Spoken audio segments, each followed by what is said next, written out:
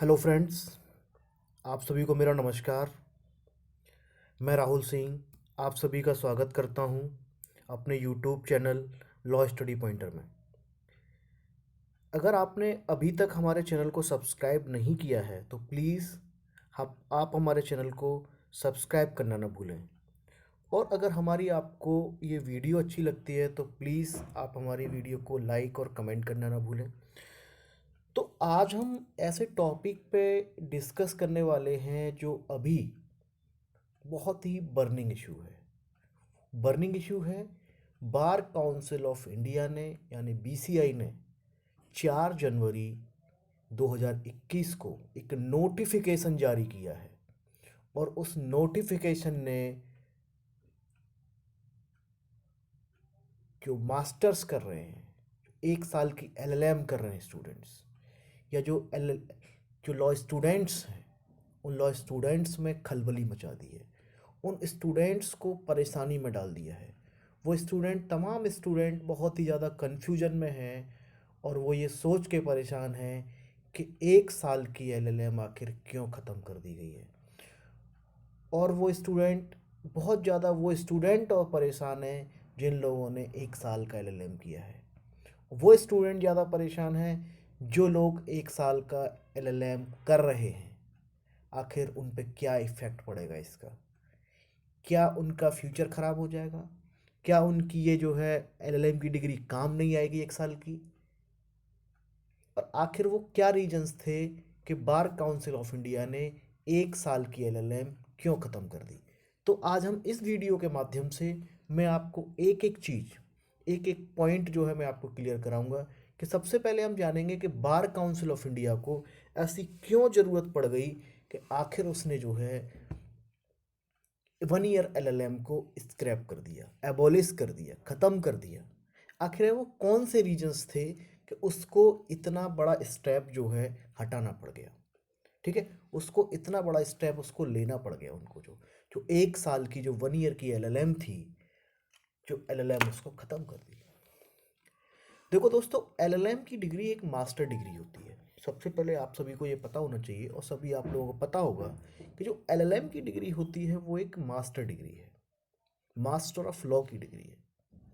एक बहुत बड़ी डिग्री होती है। इससे पहले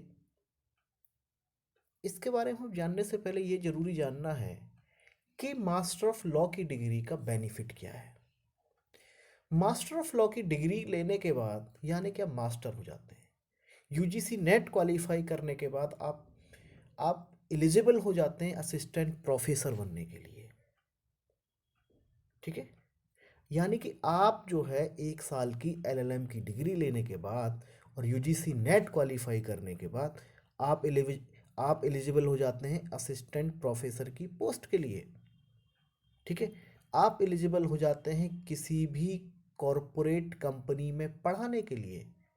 ठीक है, तो अब ये 1 ईयर का जो कॉन्सेप्ट है, ये जो हमारे एनएलयूज हैं, नेशनल लॉ यूनिवर्सिटीज़ जो हैं, नेशनल लॉ स्कूल्स जो हैं, इनके यहाँ पे जो है ये 1 ईयर कॉन्सेप्ट है।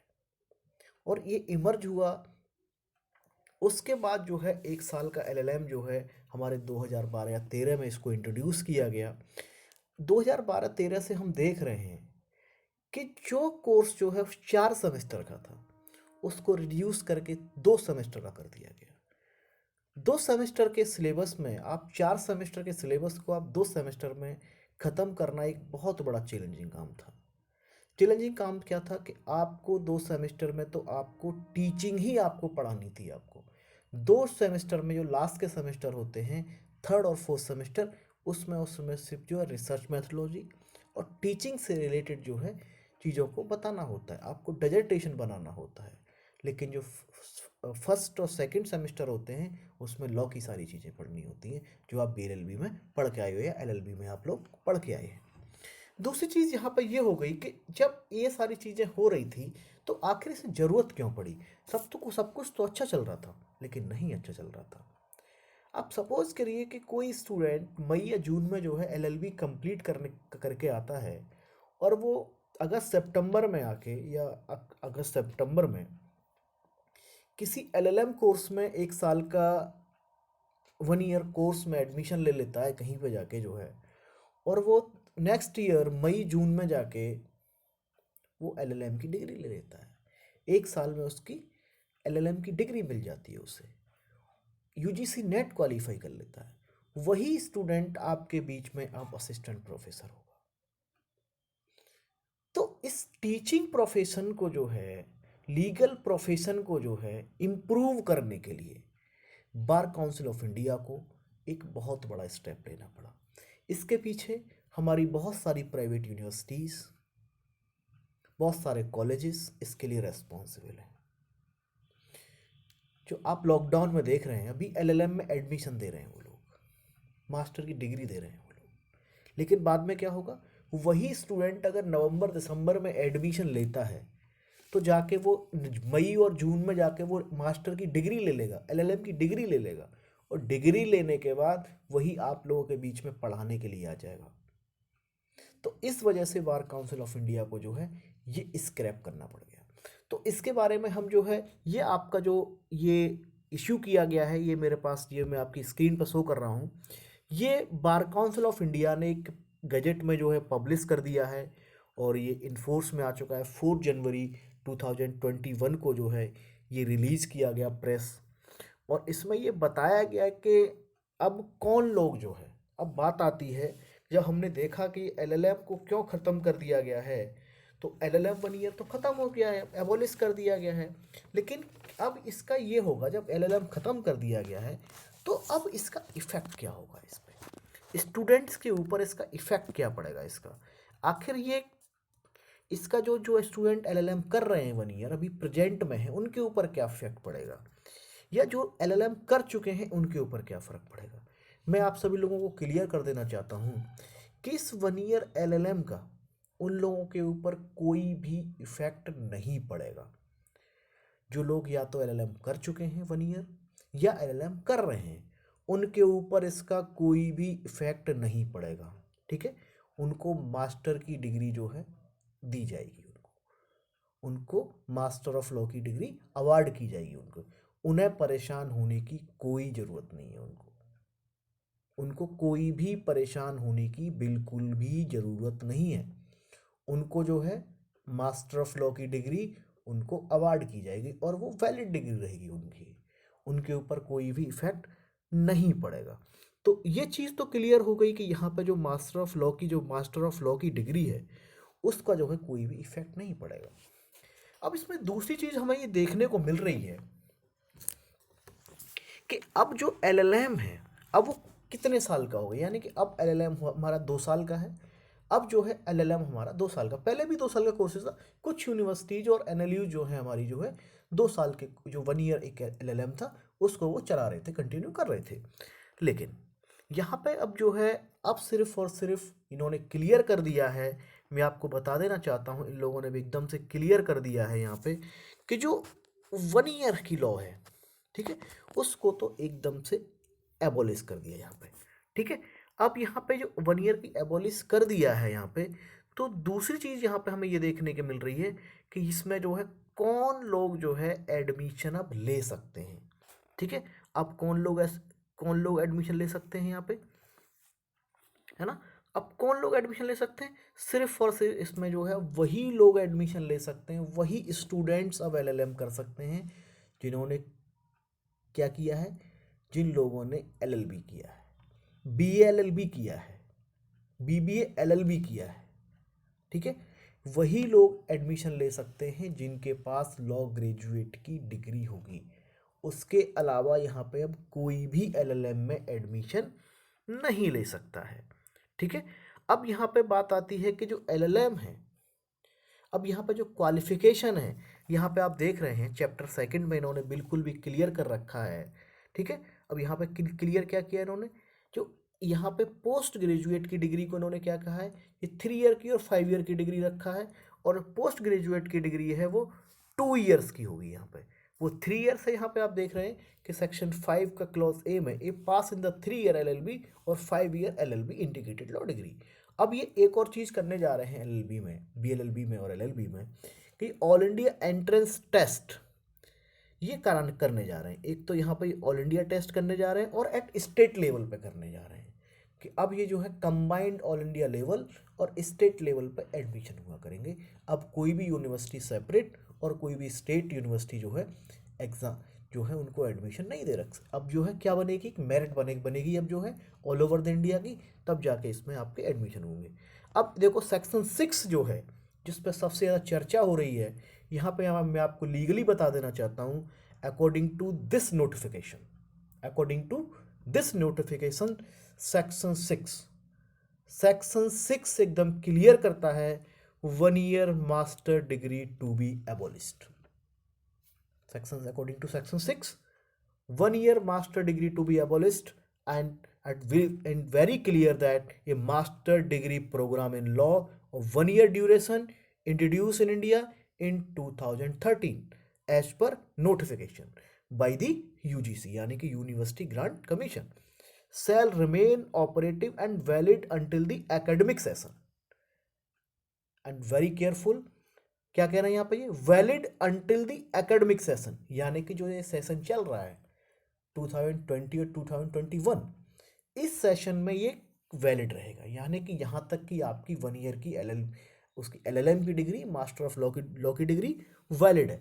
परेशान होने की कोई भी आपको जरूरत नहीं है। चाहे तो आप इसका स्क्रीनशॉट लेके अपने पास रख सकते हैं, ठीक है। अब which these regulations are notified and implemented but not thereafter at university or throughout the country, यानी कि इस सेशन के बाद 1 ईयर LLM की डिग्री एबॉलिश कर दी जाएगी किसी भी यूनिवर्सिटी में, किसी भी कॉलेजेस में। इसके बाद कोई भी इसमें एडमिशन नहीं दे सकता है। अब यहाँ पे किन किन कोर्सेज को सेक्शन 7 में देखते हैं यहाँ पे कि LLM जो कोर्स है अब रिस्ट्रिक्टेड किया गया है to only graduates in law. अब इसमें वही एडमिशन ले सकते हैं जो किसके स्टूडेंट होंगे, सिर्फ लॉ ग्रेजुएट्स होंगे। रिस्ट्रिक्ट कर दिया गया है इसको विद इन द एक जो है इसको जो सर्कल में रख दिया गया है, जो LLB के या लॉ के स्टूडेंट्स होंगे सिर्फ वही अब मास्टर ऑफ लॉ की डिग्री ले सकते हैं। यहाँ पे आप देख रहे हैं यहाँ पे सेक्शन 7 का क्लॉज ए है, वो कह रहा है no university shall admit and award any master degree in law LLM to any person who has not obtained the degree of bachelor of law.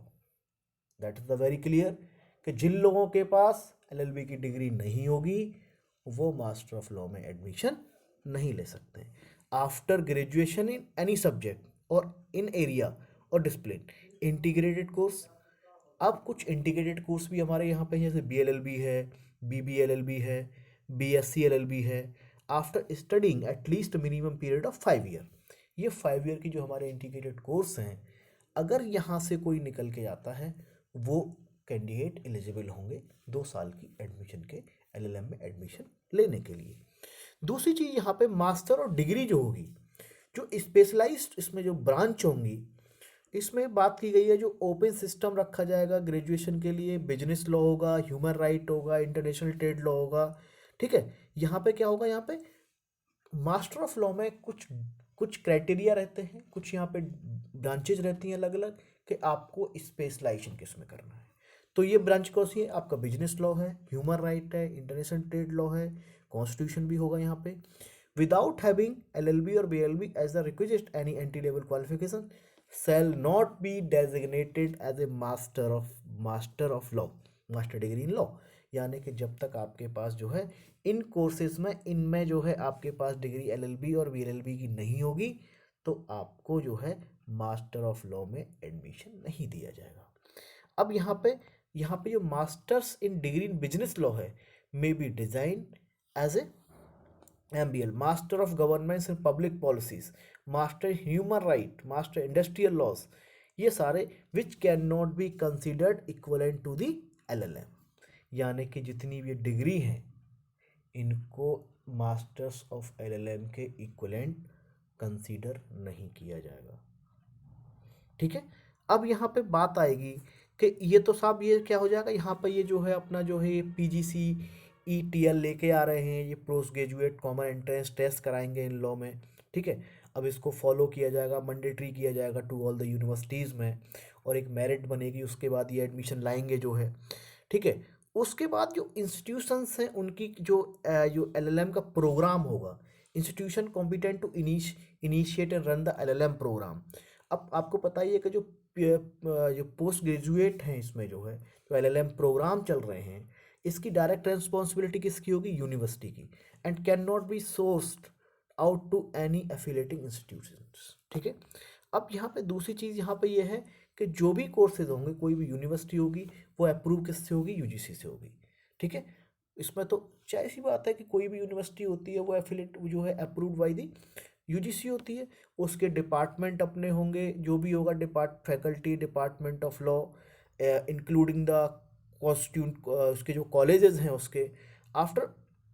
फिर यहाँ पे जो है जितने भी कॉलेजेस होंगे उनको जो है अंडर दी बीसीआई जो है रखा जाएगा, जो भी उनकी गाइडलाइन होंगी उनको जो फॉलो किया जाएगा, यही सारी चीज़ें हैं। और यहाँ पे जो है एक और चीज़ इसमें जो बहुत बड़ी चीज़ है इसमें जो है, सेक्शन 10 में क्लॉज 3 देखिए यहाँ पे, जो इसमें एक चीज़ बात की गई है यहाँ पे, और इसमें देखिए आप जो है क्लॉज 1 और क्लॉज 2, इसको सेक्शन 10 को पूरा देखिए आप लोग जो है, इसमें बहुत छोटी छोटी टेक्निकलिटीज़ हैं जो आपके डाउट्स को क्लियर कर सकती हैं।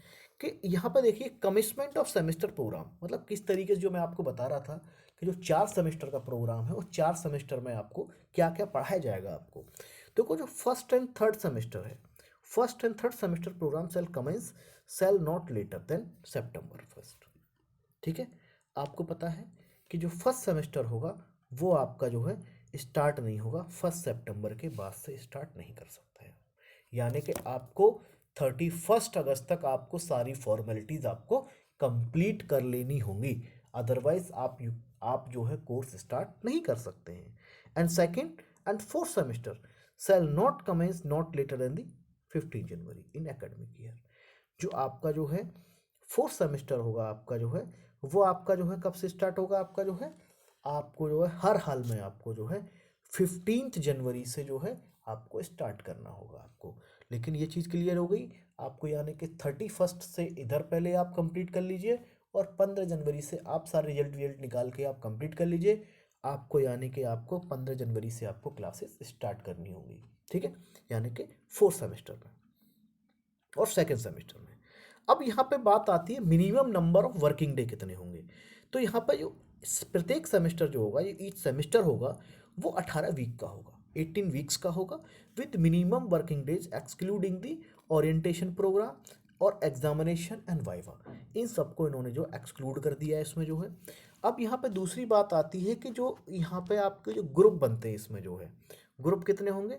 Maximum strength of the student in class, जो अब ऐसा नहीं जो प्राइवेट कॉलेज होते थे वहाँ पे जो अब 100 के एलएलएम के स्टूडेंट ले लिए, 200 ले लिए, नहीं, वहाँ पे एक मिनिमम फिक्स कर दी गई है सीट इसके द्वारा कि आप इससे ज़्यादा एडमिशन नहीं ले सकते हैं।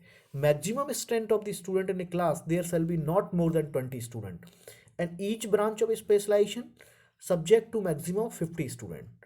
Overall total admission in the LLM program of a university institution. However, if there is a no specialization offered in the LLM under the general program in the omnibus one content of the LLM course, all student in the program admitted may take the general course, ठीक है। तो यहाँ पे क्या कर दिया इन लोगों ने, यहाँ पे जो है रिस्ट्रिक्ट कर दिया गया है कि जो मैक्सिमम स्ट्रेंथ होगी, प्रत्येक जो स्पेशलाइजेशन आपके ग्रुप बनेंगे वो स्पेशलाइजेशन में नॉट मोर देन 20 स्टूडेंट, ठीक है। और जो स्पेशलाइजेशन ब्रांच की यहाँ पे क्या, there shall be not more than 20 student in each branch of specialization, क्या होगी इसमें नॉट मोर देन 20 स्टूडेंट होंगे। और जो वहाँ पे ओवरऑल एडमिशन होंगे वो आपके 50 से ज़्यादा आप नहीं दे सकते हैं वहाँ पे। तो एक छोटी सी बात यहाँ पे ये हो गई आपकी, बस यहाँ पे यही है और कुछ नहीं है आपका यहाँ पे। और आप जो है यहाँ पे आप क्या कीजिए, इसको जो है ये सारी चीज़ें आपको यहाँ पे चेंजेस की गई हैं इस नोटिफिकेशन के आने के बाद में। और अगर आपको कोई भी इसमें अगर डाउट लगता है तो आप हमारे कमेंट बॉक्स में आप लिख के हमें भेज सकते हैं। और थैंक यू सो मच। अगर आपको हमारी वीडियो अच्छी लगती है, पसंद आती है, तो प्लीज़ लाइक कीजिए, कमेंट कीजिए एंड सब्सक्राइब कीजिए। And thank you so much.